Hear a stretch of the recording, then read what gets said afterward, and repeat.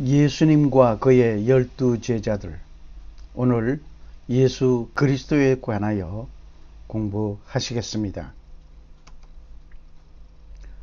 오늘 이곳에 잘 오셨습니다.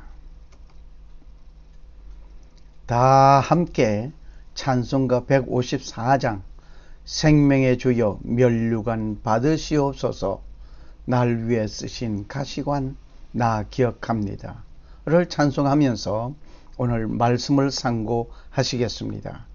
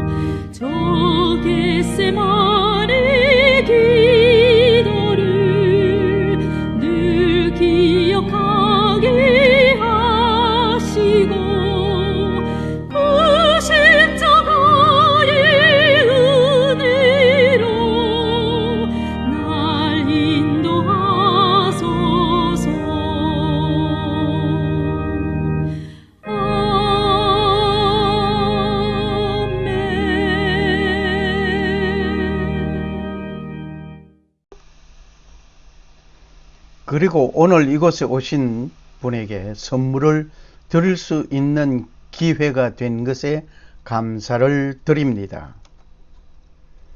이제 선물을 어느 것이든 골라 잡을 수 있는 기회를 드리겠습니다. 어떤 것을 가지시겠습니까? 가시로 만든 고난이 가득한 관을 가지시겠습니까? 아니면 화려하고 아름다운 왕관을 가지시겠습니까? 가시로 만든 관을 예수님께서 쓰셨습니다.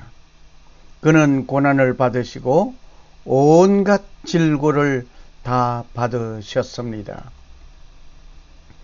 그러나 만왕의 왕으로 세상을 심판하시기 위하여 재강림하시는 예수님은 만왕의 왕으로서 관을 쓰고 오실 것입니다. 예수 그리스도의 그 이름의 그 뜻,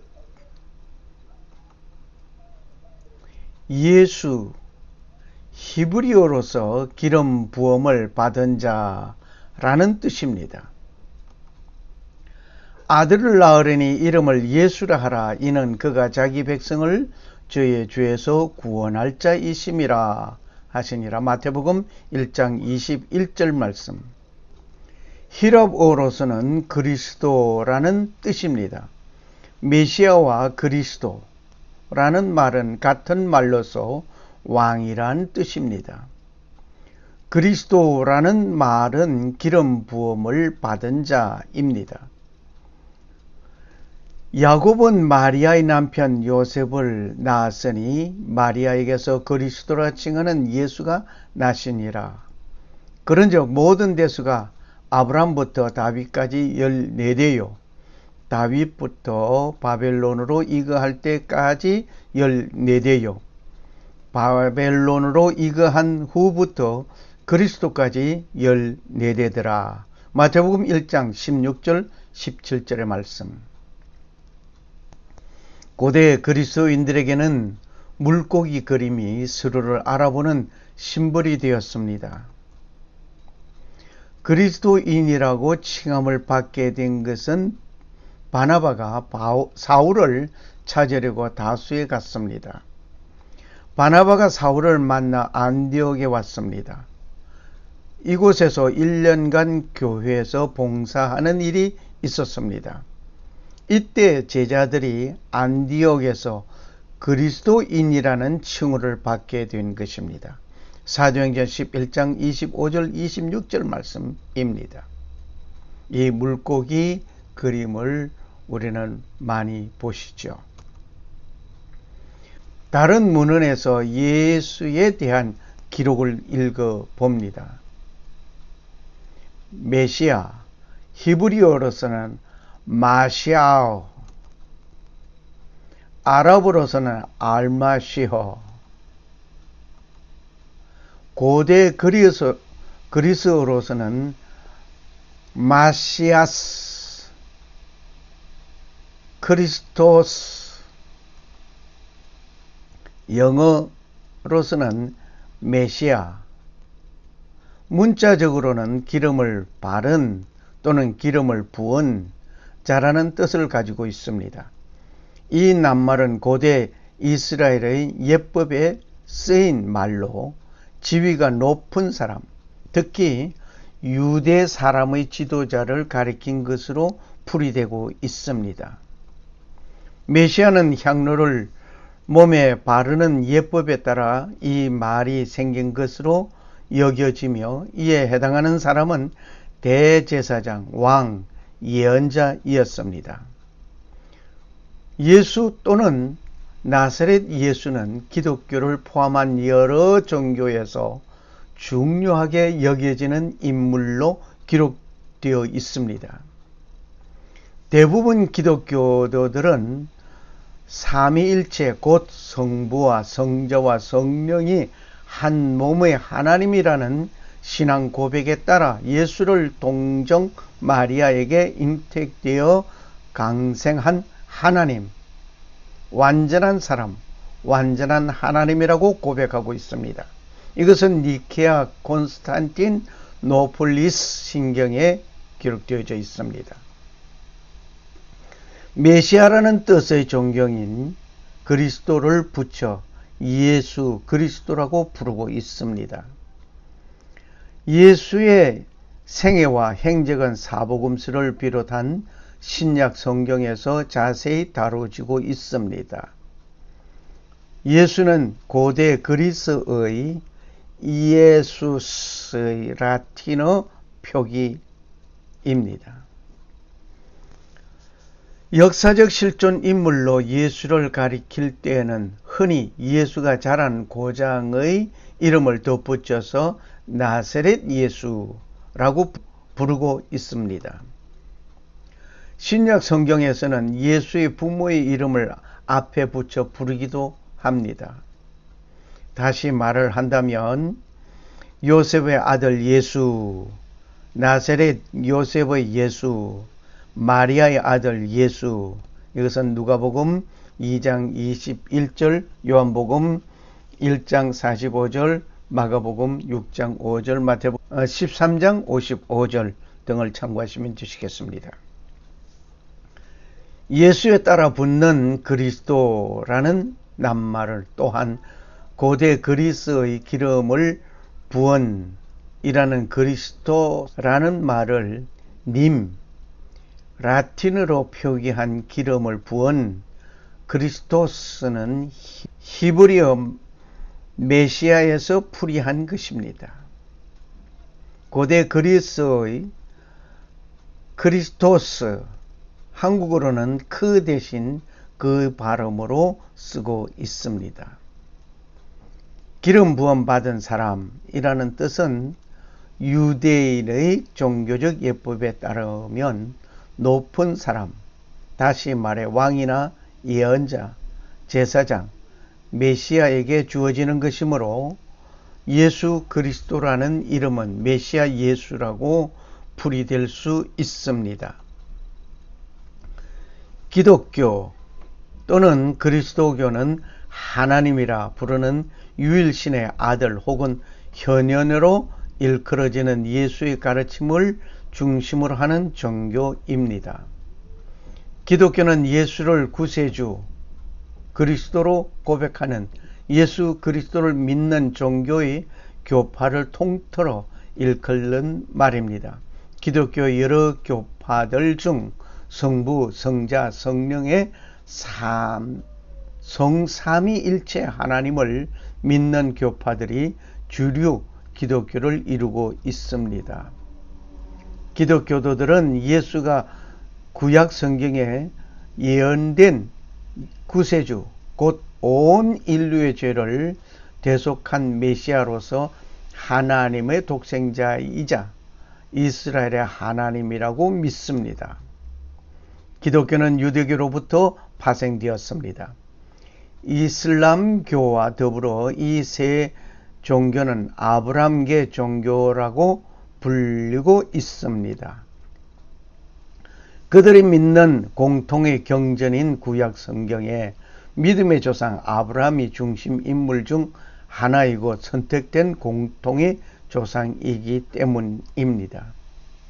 기독교의 교리를 닮은 대표적인 공인되는 고대의 경전으로서는 성경이 있습니다. 이렇게 하여 예수 그리스도라는 이름에서 그의 사명이 모두 밝혀지고 있습니다. 예수 그리스도는 인간으로 오신 하나님이십니다. 그의 직분은 선지자이시며 왕이시었습니다. 그리고 제사장의 직분을 완수하신 분이십니다. 그의 혈통으로는 다윗의 후손입니다. 하지만 그분은 창세전에 계시던 분이었습니다. 그는 하나님으로 창조주이시였습니다. 태초에 말씀이 계시니라. 이 말씀이 하나님과 함께 계셨으니 이 말씀이 곧 하나님이시니라. 요한복음 1장 1절 말씀. 로마 황제 아구스트가 호적령을 내림으로 유다 베들레헴에서 탄생하셨습니다. 예수님은 헤롯이 아기를 해하려는 명령이 내리기 직전에 애굽으로 망명 가셨습니다. 헤롯이 죽음으로 인하여 애굽에서 귀국하여 나사렛으로 돌아와 거주하게 되었습니다. 세례 요한에게 세례를 받으시고 공생애를 시작하셨습니다. 빌라도 재판석에서 많은 고문과 십자가 사형 선고를 받고 온 인류를 위한 번제물이 되셨습니다. 보라, 세상 죄를 지고 가는 하나님의 어린 양이로다. 요한복음 1장 29절의 말씀. 세상 죄를 위하여 번제물이 되셨던 예수 그리스도는 3일 만에 부활하셨습니다. 그리고 40일간 세상에 더 계시다가 성천하셨습니다. 예수 그리스도는 다음과 같은 사명을 다 하셨습니다. 하나님의 아들, 인자, 중보자, 말씀, 거룩한 자, 여호와의 종, 생명의 떡, 생수, 길, 진리, 생명이었습니다. 이슬람교에서도 예수, 이사는 역시 마시, 메시아의 아랍어로 마시라고 합니다. 이렇게 부르고 있습니다. 두 번째로 예수 그리스도가 오신 목적이 뭔가? 인자가 온 것은 섬김을 받으려 함이 아니라 도리어 섬기려 하고 자기 목숨을 많은 사람의 대속물로 주려 함이니라. 마태복음 20장 28절 말씀. 예수님은 말씀하십니다. 이웃을 내 몸과 같이 사랑하고 원수까지도 사랑하라고 하셨습니다. 때로는 우리가 살아가는데 나는 사랑을 받지 못한다고 느낄 때가 있습니다. 배우자로부터 무시당하고 학교에서 왕따당하고 부모로부터 버림받았다고 생각하는 아이들, 때때로 자녀들로부터 소외당하는 듯한 부모님들, 사회로부터 외면당하는 등등의 모든 그 상황은 사랑의 결핍에서 오는 현상입니다. 이제 그 사랑의 결핍으로 인하여 쌀쌀하고 냉혹하게 살아가는 모든 자들을 위하여 하나님은 사랑으로 베풀어 주십니다. 곧 예수 그리스도를 믿음으로 말미암아 모든 믿는 자에게 미치는 하나님의 의인이 차별이 없느니라.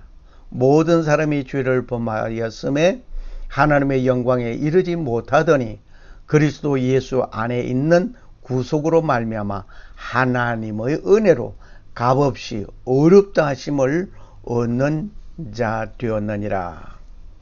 예수 그리스도로 말미암아 우리는 하나님의 은혜를 값없이 얻었습니다. 로마서 3장 22절, 23절, 24절. 그러나 이 모든 일에 우리를 사랑하시는 이로 말미암아 우리가 넉넉히 이기느니라. 내가 확신하노니 사망이나 생명이나 천사들이나 권세자들이나 현재 일이나 장래 일이나 능력이나 높음이나 깊음이나 다른 아무 피조물이라도 우리를 우리 주 그리스도 예수 안에 있는 하나님의 사랑에서 끊을 수 없느니라고 했습니다. 무엇으로 하나님의 사랑을 끊을 수 있겠습니까? 끊을 수 없습니다. 위협한다고, 고문한다고, 어떤 박해를 한다고, 어떤 일을 한다 할지라도 하나님의 사랑을 끊을 수 없다고 로마서 8장 37절, 38절, 39절에 말씀하셨습니다. 하나님이 세상을 이처럼 사랑하사 독생자를 주셨으니 이는 저를 믿는 자마다 멸망치 않고 영생을 얻게 하려 하심이라. 요한복음 3장 16절의 말씀입니다. 하나님이 우리에게 사랑을 고백한 사랑의 편지입니다.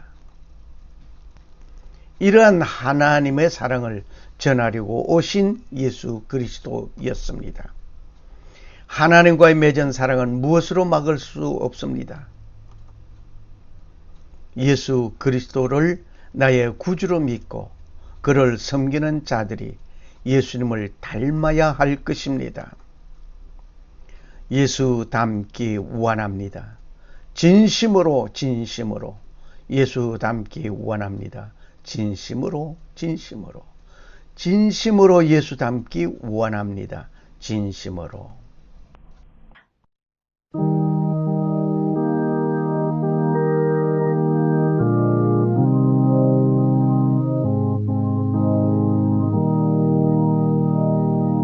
예수 닮기 원합니다. 진심으로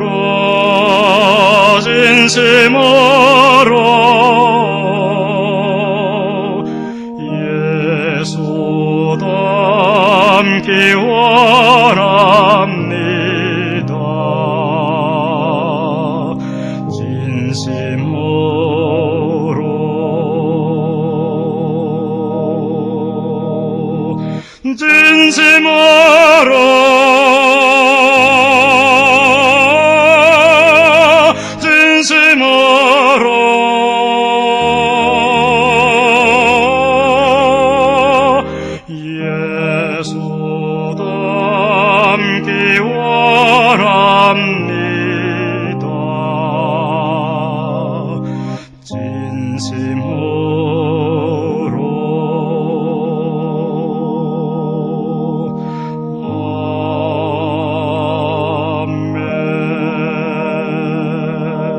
아멘.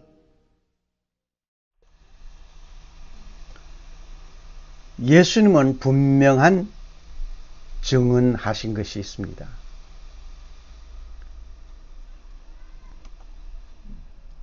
사람들은 어떤 위기에 처하여지면 자기를 살짝 감추는 경향이 있습니다. 오래전에 성경 찬송가를 가지고 가는 청년에게 묻습니다. 너 어디 가니? 나 저기. 성경 찬송가를 가지고 가는 것 보면 예배당에 가는 것이 뻔하게 보이는데, 예배당 간다 또는 예수 믿는다는 말을 확실하게 못하는 그 시절이 있었습니다. 지금은 아예 성경 찬송가를 가지고 예배당에 가지 아니합니다. 왜냐하면 예배당에 성경책 또는 찬송가가 비치되어 있기도 합니다. 그리고 앞 강단의 스크린에 띄워주기를 그날 읽을 성경 구절과 찬송 가사를 보여주고 있습니다. 예수님은 분명하게 말씀하셨습니다. 나는 아브라함의 하나님이요 이삭의 하나님이요 야곱의 하나님이로라 하신 것을 읽어보지 못하였느냐? 하나님은 죽은 자의 하나님이 아니요 산 자의 하나님이시니라 하셨습니다. 마태복음 22장 32절 말씀. 그리고 요한복음 6장 35절에서 38절에 예수님은 참된 양식이요 음료라고 말씀하셨습니다.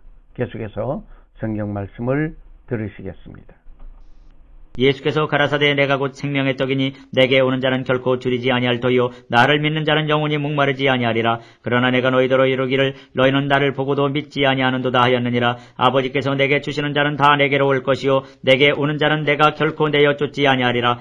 내가 하늘로서 내려온 것은 내 뜻을 행하려 함이 아니요 나를 보내신 이의 뜻을 행하려 함이니라. 나를 보내신 이의 뜻은 내게 주신 자 중에 내가 하나도 잃어버리지 아니하고 마지막 날에 다시 살리는 이것이니라. 내 아버지의 뜻은 아들을 보고 믿는 자마다 영생을 얻는 이것이니 마지막 날에 내가 이를 다시 살리리라 하시니라. 자기가 하늘로서 내려온 떡이라 하시므로 유대인들이 예수께 대하여 수군거려 가로되 이는 요셉의 아들 예수가 아니냐? 그 부모를 우리가 아는데 제가 지금 어찌하여 하늘로서 내려왔다 하느냐? 예수께서 대답하여 가라사대 너희는 서로 수군거리지 말라. 나를 보내신 아버지께서 이끌지 아니하면 아무라도 내게 올 수 없으니 오는 그를 내가 마지막 날에 다시 살리리라. 선지자의 글에 저희가 다 하나님의 가르치심을 받으리라. 기록되었은즉 아버지께 듣고 배운 사람마다 내게로 오느니라. 이는 아버지를 본 자가 있다는 것이 아니라 오직 하나님에게서 온 자만이 아버지를 보았느니라. 진실로 진실로 너희에게 이르노니 믿는 자는 영생을 가졌나니 내가 곧 생명의 떡이로라. 너희 조상들은 광야에서 만나를 먹었어도 죽었거니와 이는 하늘로서 내려오는 떡이니 사람으로 하여금 먹고 죽지 아니하게 하는 것이니라.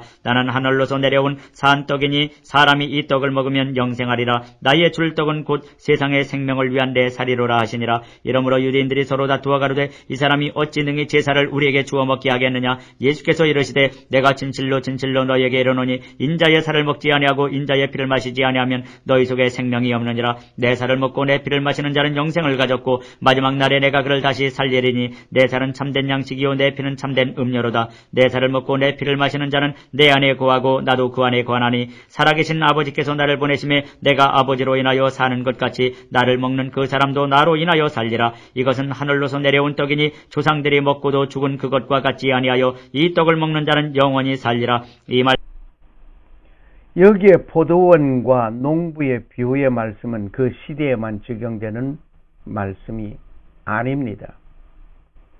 이 시대 현대를 살아가는 오늘 우리에게도 해당되는 말씀입니다.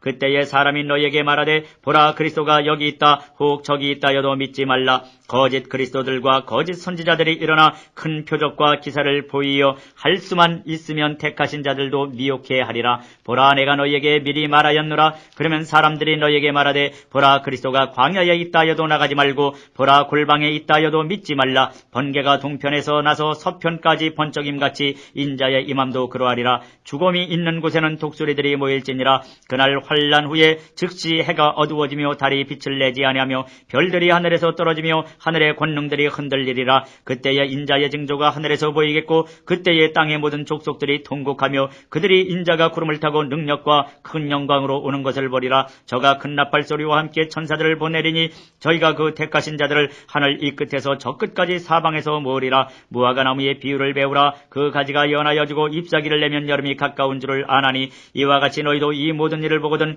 인자가 가까이 곧 문 앞에 이른 줄을 알라. 내가 진실로 너에게 말하노니 이 세대가 지나가기 전에 이 일이 다 이루리라. 천지는 없어지겠으나 내 말은 없어지지 아니하리라. 그러나 그날과 그때는 아무도 모르나니 하늘의 천사들도 아들도 모르고 오직 아버지만 아시느니라. 노아의 때와 같이 인자의 임함도 그러하리라. 홍수전에 노아가 방주에 들어가던 날까지 사람들이 먹고 마시고 장가들고 시집가고 있으면서 홍수가 나서 저희를 다 멸하기까지 깨닫지 못하였으니 인자의 임함도 이와 같으리라. 그때에 두 사람이 밭에 있음에 하나는 데려감을 당하고 하나는 버려둠을 당할 것이요 두 여자가 매를 갈고 있음에 하나는 데려감을 당하고 하나는 버려둠을 당할 것이니라. 그러므로 깨어있으라. 어느 날에 너희 주가 임할는지 너희가 알지 못함이니라. 너희도 아는 바니 만일 집주인이 도적이 어느 경점에 올 줄 알았다면 깨어있어 그 집을 뚫지 못하게 하였으리라. 이러므로 너희도 예비하고 있으라. 생각지 않은 때에 인자가 오리라. 충성되고 지혜 있는 종이 되어 주인에게 그 집 사람들을 맡아 때를 따라 양식을 나눠줄 자가 누구뇨.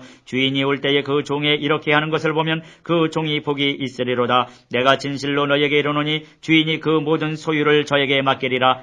만일 그 악한 종이 마음에 생각하기를 주인이 더디 오리라 하여 동무들을 때리며 술 친구들로 더불어 먹고 마시게 되면 생각지 않은 날 알지 못하는 시간에 그 종의 주인이 이르러 어미 때리고 애식하는 자에 받는 율에 처하리니 거기서 슬피 울며 이를 갈미 있으리라.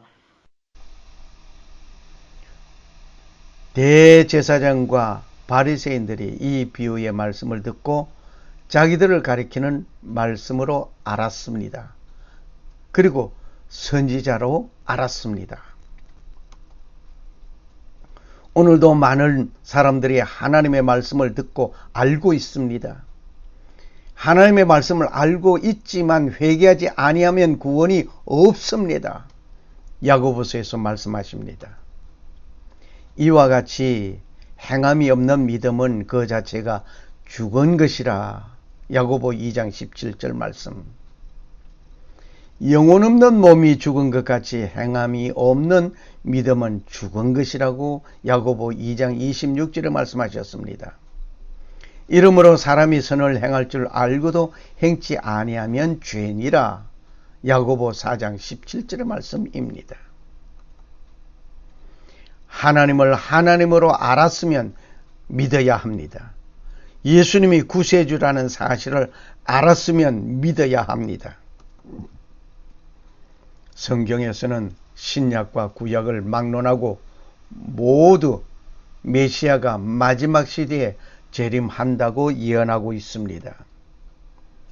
메시아의 재림을 알리는 사건 중 하나는 이스라엘이 나라를 회복하는 것입니다. 성경에서는 이스라엘이 나라를 회복한 후 사람들이 메시아를 볼 수 있을 것이라고 예언하였습니다. 제2차 세계대전 종전 후 이스라엘 사람들이 수천 년의 유랑 생활을 끝내고 나라를 다시 세웠습니다.